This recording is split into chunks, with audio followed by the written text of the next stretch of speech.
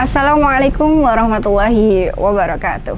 Pemirsa TV Madrasah yang berbahagia, pada kesempatan kali ini mari kita ikuti talk show bersama Ustadz Pramono MPD yang akan didampingi oleh Ustadzah Intan Mustafidah SPD yang pada kali ini akan membahas mengenai remaja masjid sebagai karakter Islami. Selamat menyaksikan. Assalamualaikum warahmatullahi wabarakatuh. A'udzubillahi minasyaitonirrajim. Bismillahirrahmanirrahim. Alhamdulillahirabbil alamin. Wassalatu wassalamu ala asyrafil anbiya'i wal mursalin sayyidina wa maulana Muhammadin wa ala alihi washabihi ajmain. Amma ba'd. Salam jumpa pemirsa, dengan saya Intan Mustafidah. Selamat datang di channel TV Madrasah MAN 1 Karanganyar. Kita kembali lagi di acara dakwah virtual MAN 1 Karanganyar. Dalam era globalisasi atau zaman now, di mana zaman sudah mengalami perubahan yang sangat drastis, para orang tua menginginkan para putra-putrinya untuk menjadi remaja yang berkarakter Islam. Alhamdulillah, hari ini kita akan berbincang tentang remaja masjid yang berkarakter Islam bersama Bapak Pramono MPD selaku Wakil Kepala Humas MAN 1 Karanganyar. Assalamualaikum Pak Pram. Waalaikumsalam warahmatullahi wabarakatuh. Sehat ya Pak Pram? Alhamdulillah sehat. Pak Pram, sesuai yang saya sampaikan tadi Pak Pram, bahwa setiap orang itu mendambakan putra-putrinya menjadi remaja yang berkarakter Islam. Sebenarnya apa sih Pak Pram menjadi remaja masjid yang berkarakter Islam tersebut? Monggo Pak Pram. Bismillahirrahmanirrahim. Alhamdulillahirabbil alamin. Asyhadu alla ilaha illallah wa asyhadu anna Muhammadan abduhu wa rasuluh. Allahumma shalli ala sayyidina Muhammad wa ala ali sayyidina Muhammad. Berbicara tentang remaja masjid, tentu kita perhatikan definisi bahwasanya remaja masjid itu adalah kumpulan pemuda atau ikatan pemuda yang melaksanakan kegiatan ibadah dan sosial dalam suatu masjid. Jadi itulah definisi awal. Jadi memang merupakan kumpulan pemuda yang melaksanakan kegiatan ibadah dan sosial melalui atau di dalam suatu masjid. Nah, kemudian tadi disambung dengan karakter Islam. Tentunya kita harus memahami bahwasanya karakter Islam yang harus dimiliki oleh para pemuda, bahkan oleh semua umat Islam, itu paling tidak ada 4. Yang pertama adalah harus memiliki akidah yang kuat. Kemudian yang kedua adalah semangat untuk belajar. Kemudian yang ketiga adalah ketaatan dalam beribadah. Kemudian yang keempat adalah akhlakul karimah. Nah, kemudian kalau kita kumpulkan, sebenarnya orang yang terbaik atau pemuda yang terbaik itu adalah pemuda yang bertakwa. Inna akramakum indallahi atqakum. Wah, senantiasa sebenarnya tidak ada orang yang paling mulia di sisi Allah itu selain orang yang paling bertakwa. Nah, menarik bahwasanya untuk membentuk karakter pemuda Islam melalui remaja masjid ini, saya tertarik dengan sabda Rasulullah SAW terkait dengan 7 golongan yang akan mendapat naungan dari Allah Subhanahu wa Ta'ala di yaumul akhir, dan ketika itu tidak ada naungan selain naungan Allah Subhanahu wa Ta'ala. Salah satunya atau salah duanya, malah 2 itu. Yang pertama adalah pemuda yang taat beribadah kepada Allah. Kemudian yang kedua adalah pemuda yang hatinya senantiasa bergantung pada masjid. Maka tepat sekali bahwasanya untuk membentuk karakter atau karakter muslim yang kuat ini melalui remaja masjid. Begitu kira-kira Bu Intan. Onjeh Pak Pram, menarik sekali Pak Pram dari pengertian remaja masjid yang berkarakter Islami tersebut. Kemudian Pak Pram, bagaimana langkah-langkah kita dalam mengarahkan remaja saat ini untuk menjadi remaja masjid. Karena kan yang kita ketahui bahwa zaman sekarang remajanya susah sekali diajak ke masjid. Beberapa sih, tapi ya menjadi umum lah gitu Pak. Pripun Pak Pram? Baik, terima kasih. Yang perlu disadari terutama para anak-anak saya, para remaja, bahwasanya kegagalan remaja saat ini itu sebenarnya sumbernya ada dua. Yang pertama adalah kelonggaran waktu, kemudian yang kedua adalah salah pergaulan. Jadi kalau semua kegiatan kita arahkan ya, tadi untuk membentuk karakter pemuda Islam, sebenarnya langkah yang paling tepat tentunya adalah melalui pondok pesantren. Pondok pesantren. Nah, kemudian atau melalui madrasah ya. Tapi tidak semua orang tua itu memiliki keikhlasan anak-anaknya masuk ke pondok. Nah, sebagian juga belum yakin bahwasanya orang tua itu untuk menyekolahkan di madrasah. Karena apa? Ketakutan nasibnya tentang di dunia, keberhasilan di dunia. Pengertian banyak orang kalau sekolah di madrasah atau mondok itu hanya mendapatkan akhirat. Nah, itulah mungkin kesalahpahaman daripada orang tua saat ini dan remajanya itu sendiri. Maka kalau kita kembali kepada dua hal yang menyebabkan kegagalan pemuda, yang pertama adalah kelonggaran waktu, kemudian yang kedua adalah salah pergaulan. Maka kita bahas coba tentang kegiatan remaja masjid. Nah, kita kembalikan kepada perintah Allah Subhanahu wa taala terhadap kita. Jadi wa ma khalaqtul jinna wal insa illa liya'budun. Bahwasanya sesungguhnya tidaklah diciptakan jin dan manusia kecuali hanya untuk beribadah kepada Allah. Nah, maka Allah Subhanahu wa taala melalui Rasulullah sallallahu alaihi wasallam dalam peristiwa Isra Mi'raj itu adalah perintah salat. Dan ada 5 waktu yang sudah terjadwal dan tidak berubah ya. Zuhur, asar, maghrib, isya dan subuh. Itu waktu-waktunya sudah ada. Kalau kita kembalikan perintah Allah kita untuk beribadah, maka sebenarnya di waktu-waktu kelonggaran ini adalah waktu untuk menanti menghadap Allah, beribadah kepada Allah. Tentunya tidak digunakan untuk hal-hal yang jelek. Nah, ketika seorang pemuda itu sudah dalam ikatan, dalam organisasi, kumpulan, di mana kegiatannya adalah meliputi 2, ibadah dan sosial, di remaja masjid tadi, maka waktunya habis untuk kebaikan, kelonggaran jelas karena sudah terjadwal waktu-waktu itu digunakan untuk beribadah, sholat kepada Allah. Waktu di antara waktu sholat satu dengan yang lain itu akan digunakan untuk kebaikan. Nah, karena apa? Menanti bahwasanya sekarang misalnya sholat zuhur, kemudian nanti jam berikutnya adalah sholat asar. Ketika pikirannya, hatinya sudah menunggu sholat, maka waktu ini tidak akan digunakan untuk hal-hal yang buruk. Nah, misalnya pemuda itu sudah masuk ke dalam ikatan remaja masjid, dia pasti sudah ada program kegiatan. Jadi misalnya contohnya saja, remaja masjid itu membentuk TPQ ya, Taman Pendidikan Quran, dimulai ba'da asar. Mungkin sampai maghrib di masjid itu. Maka pemuda itu di antara asar sampai dengan maghrib mendidik, misalnya kalau sudah bisa mengajari, atau kalau belum bisa mengajari berarti dia belajar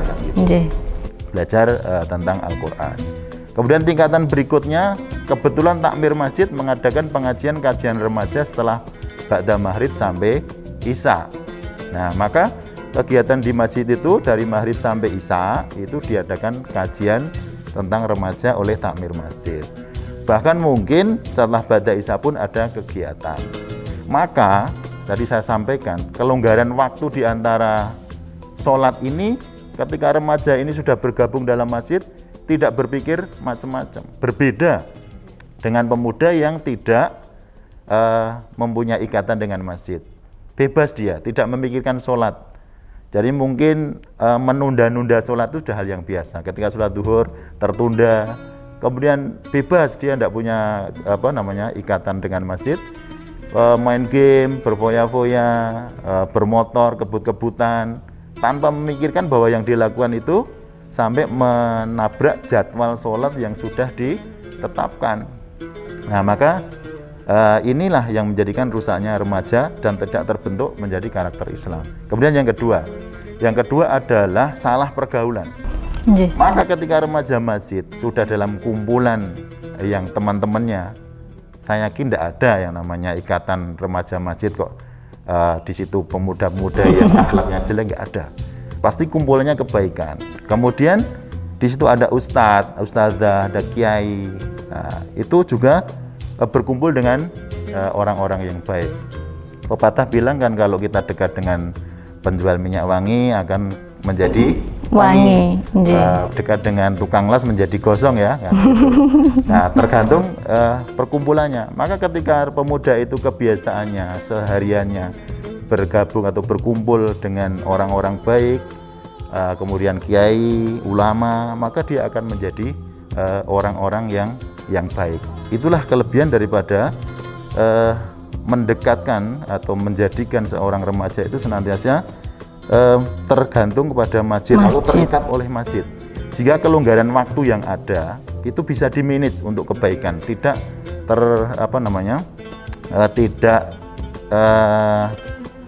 terbelok ya kepada hal-hal yang buruk, ke nafsu, ke foya-foya, kesenangan yang lain. Kemudian yang kedua adalah mendapatkan pergaulan yang baik. Maka tadi saya sampaikan, seandainya orang tua itu mengikhlaskan, itu memang pondok itu lebih bagus karena 24 jam dalam suasana lingkungan yang sangat terjadwal, kemudian dengan para ustadz, para kiai, teman-teman santri yang semuanya sudah benar, sudah baik dan terprogram. Yang kedua mungkin madrasah. Nah, madrasah juga sudah jam dari pagi sampai siang, di situ sudah dijadwalkan pembelajaran, ada ibadah, kemudian masih ada tugas-tugas di rumah. Nah, ini sudah bisa menolong. Tetapi bagi masyarakat yang tidak memondokkan putranya, tidak menyekolahkan di madrasah, atau yang sudah menyekolahkan di madrasah tapi belum maksimal, maka harus pemuda ini didekatkan dengan masjid, diarahkan ke masjid, jangan sampai tidak, untuk membentuk karakter pemuda Islam yang kuat. Gitu kira-kira Bu Intan. Oh, nggih Pak Pram. Apakah ada Pak Pram sejarah atau contoh karakter remaja Islam di masa lalu atau masa sekarang yang sudah berkontribusi dalam perkembangan zaman? Oh, oke, baik.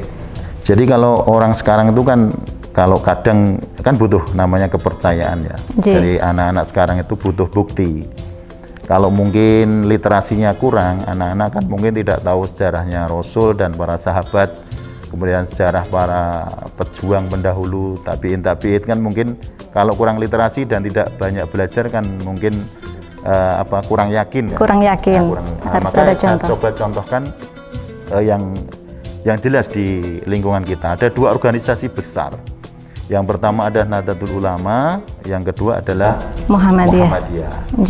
Nah, pendiri Muhammadiyah itu Bapak Kiai Haji Ahmad Dahlan yang berdiri pada tahun 1912. Kemudian yang kedua Nahdlatul Ulama itu adalah pendirinya adalah Kiai Haji Hasyim Asy'ari. Nah, pada saat beliau mendirikan kan itu adalah seorang pemuda kan gitu. Dan itu sampai sekarang bisa dilihat ya. Keberhasilan beliau misalnya kita contohkan dari yang Nahdlatul Ulama. Nahdlatul Ulama dulu. Organisasi Nahdlatul Ulama ini memiliki pondok salaf yang jumlahnya sangat banyak, ribuan ya di Indonesia. Dan bahkan cikal bakal daripada pendidikan formal itu adalah pendidikan pondok pesantren yang didirikan salah satunya oleh organisasi Nahdlatul Ulama. Kembali kepada misalnya yang satu PP Muhammadiyah yang bergerak di samping dalam penguatan pembelajaran akidah keagamaan juga di amal usaha. Nah, ini sangat sangat bisa kita lihat bahwasanya Muhammadiyah ini sekarang menjadi organisasi yang sangat besar di Indonesia dengan memiliki pondok, memiliki pendidikan formal, memiliki amal usaha, baik itu di bidang rumah sakit, kesehatan ya, dan yang lain-lain ya, mungkin saya tidak bisa menyebutkan satu persatu. Yang jelas itu contoh real di lingkungan kita dan masih ada, dan bisa kita lihat bahwa pemuda yang dekat dengan masjid jelas dekat beliau-beliau, karena tidak hanya dekat, beliau membangun ribuan masjid, ribuan pondok pesantren di wilayah kita Indonesia ini. Maka yakinlah bahwasanya seorang pemuda ketika dekat dengan masjid, dia akan berhasil baik itu secara dunia maupun akhiratnya. Jelas kita harus punya keyakinan bahwasanya orang hidup di dunia ini kan rezeki sudah dijamin oleh Allah Subhanahu wa taala. Kita harus berpikir bahwa walal akhiratu khairu wa abqa. Bahwasanya yang terpenting itu adalah sebenarnya keselamatan di akhirat. Nah, maka ketika kita menekuni akhirat itu, kalau para kiai bilang itu pasti akan mendapatkan dunia. Bahkan doa kita kan juga sudah jelas. Rabbana atina fid dunya hasanah wa fil akhirati hasanah wa qina adzabannar. Itulah yang dilakukan oleh remaja masjid, oleh para pendahulu pejuang-pejuang kita sampai sekarang. Itu contoh Bu Intan, contoh nyata di lingkungan kita tentang pemuda, dua pemuda saja yang sampai sekarang itu bisa melanjutkan pendidikan, mungkin jutaan remaja yang bisa dididik melalui dua organisasi ini. Berapa juta atau berapa ribu orang yang bisa bekerja mendapatkan rezeki dari dua organisasi ini, baik itu di pondok maupun di rumah sakit ataupun di amal usaha yang lain. Nah, maka tidak perlu khawatir bahwasanya orang yang selalu ke masjid itu tidak akan selamat di dunia, tidak akan mendapatkan dunia. Ternyata bahkan tidak hanya untuk dirinya, tidak hanya untuk keluarganya, bisa untuk umat yang dengan jumlah yang sebanyak-banyaknya, kan begitu. Bahwa jihad sekarang itu adalah bisa memberikan peluang kerja pada orang yang lain. Gitu Bu Intan kira-kira. Jadi Pak Pram, kemudian ini Pak Pram, tadi sekarang ini kan banyak orang tua yang beranggapan bahwa yang seperti tadi itu, kalau apakah anak saya kalau hanya di masjid, menjadi remaja masjid itu bisa sukses dunia akhirat, sedangkan kalau hanya di masjid kan waktunya hanya terfokus. Apakah masjid juga bisa menopang kesuksesan di dunia ini selain akhirat tersebut? Baik Bu Intan, jadi kembali ke tadi, dua contoh tadi sebenarnya sudah bisa menjadi contoh bahwa orang-orang atau pemuda yang dekat dengan masjid itu sudah akan terjamin dunia maupun akhirnya. Tapi saya akan coba sampaikan lebih luas bahwasanya kebiasaan daripada remaja masjid atau kumpulan atau orang-orang yang hatinya bergantung pada masjid itu kebiasaan yang sangat baik, kebiasaan yang sangat disiplin. Pertama, jadwal sholat yang sudah ditentukan oleh Allah dan tidak pernah berubah akan dia tepati, kan gitu. Kemudian kebiasaan mulai misalnya berangkat dari rumah. Seorang remaja masjid dalam berpakaian pasti tidak mungkin sembarangan.